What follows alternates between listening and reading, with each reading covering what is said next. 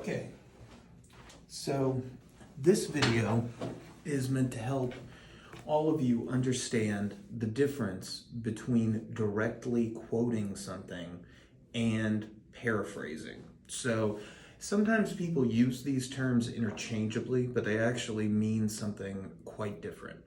So in both cases, you're looking to use what somebody else has already expressed in their own words and use it within your paper. Now, one might ask, why do you need to have someone else's thoughts, someone else's words in your paper? Okay, so we'll get to this in another video on rhetorical analysis, but essentially, you need the credibility, which a lot of times comes across as ethos. You need that credibility from other people that are more established than you are. So that's not to say that you aren't intelligent, that you haven't done a tremendous amount of work as a student, but you're still a student, and there are people that have been out there doing academic work for many, many, many years. And when you think about your opinion based on your experience, and say, for example, a professor or an academic that's been writing about a particular topic or a discipline for 10, 20, 30, sometimes even 40 years, that person that's been writing about it and researching it for a long time probably has a little bit more weight in the academic community than you do. And so what you're trying to do is you're trying to find people that are already established within the academic community that are expressing some of the same ideas that you are. And when you use what they're expressing and give them credit for it, it ratchets up your level of credibility. All right, so what it does is it says, okay, this student is saying this, but at the same time, we also have this very well-written, well-educated person who's been doing this for a lot of years, who's also saying the same thing. So think about it in terms of like this. If you have two people saying the same thing, let's say one of them is one of the founding fathers or something like that, Benjamin Franklin, George Washington, that kind of a thing, and they're expressing something in regards to American government structure or American beliefs. And then you have someone on Twitter or Instagram or Snapchat or Facebook that's essentially saying the same exact thing as this person that's very well known, but they're not giving that person that's well known any kind of credit for it. Well, the person that's posting on social media probably doesn't have the same kind of historical and academic importance to a lot of people that, say, a founding father might. Or if you wanted to take a look at something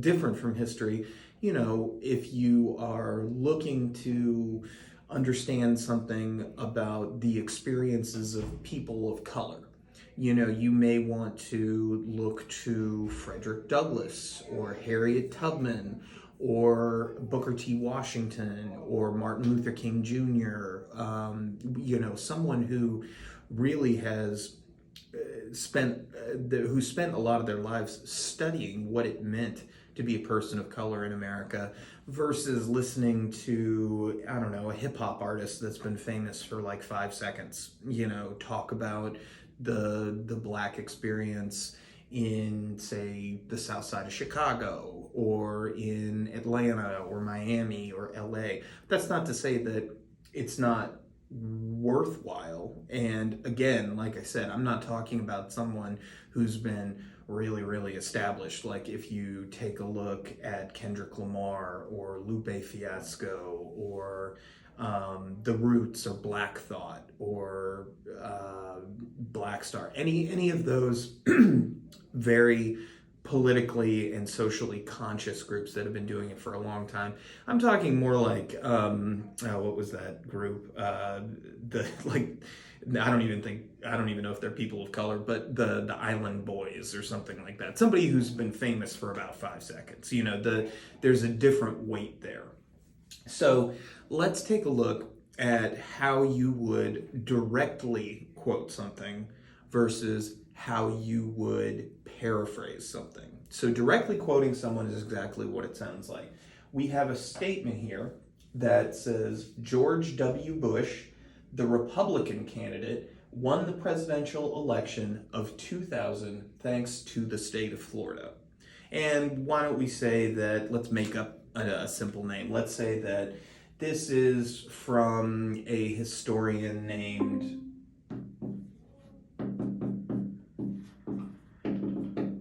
Bill Smith, okay? So if we're talking about someone named Bill Smith, there are a couple ways that you can attribute this statement to the person who actually wrote it or to the person who authored it. So let's say Bill Smith is a professor of political science at LSU, okay? So there's a simple way to do this. So again, we've got the guy's name, Bill Smith. So the first way to do it is to simply take away the period at the end, and then we're going to put quotation marks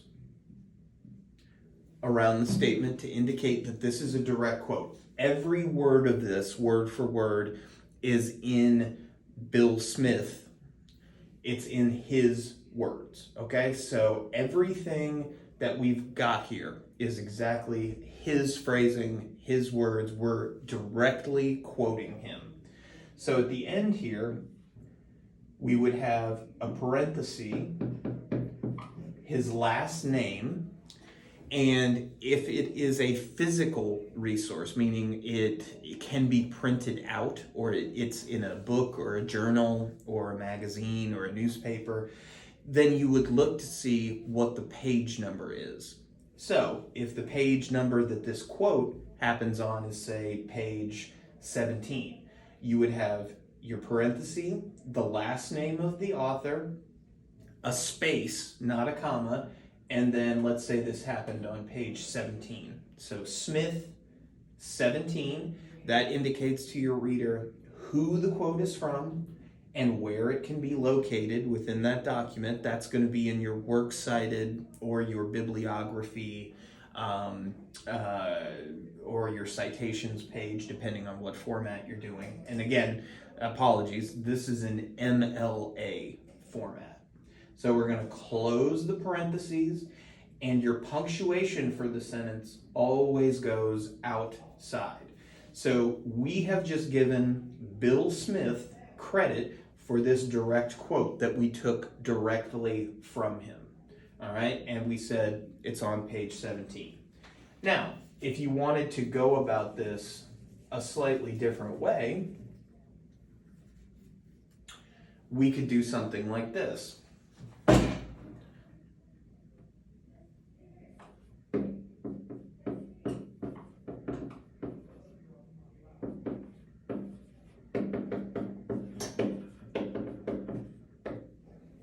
Okay, so according to Bill Smith, and then we have our quotations, that's still going to be a direct quote, but at the end here, we've already mentioned Bill Smith, so we've already given credit to him, but the only thing that's missing is the page number. We didn't list the page number according to Bill Smith on page 17. We didn't do that. We just named the author. So we've already given him credit for writing this. So at the end, if the quote was on, again, for example, page 17, we would simply have the page number here at the end in parentheses followed by the punctuation. So if you introduce the author's name within the actual sentence where you directly quote, then at the end, you just need to list a page number. Now, if there is no page number,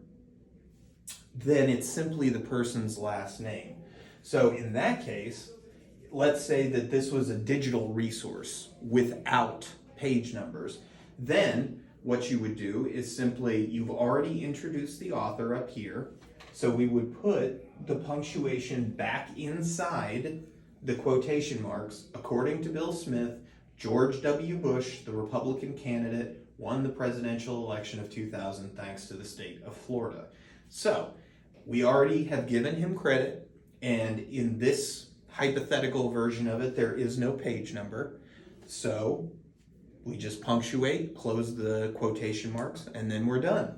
So if we did not have this little introductory statement right here that discusses who the author was, then at the end, what you would do to make sure that it's in proper MLA format is, again, put your parentheses, put in Smith's last name, and again, hypothetically, this is an electronic resource with no page numbers. We would just close it and have our punctuation on the outside.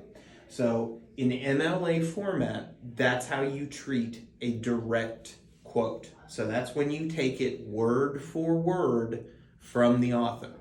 Now, in a different video, we'll talk about block quotes or extended quotes.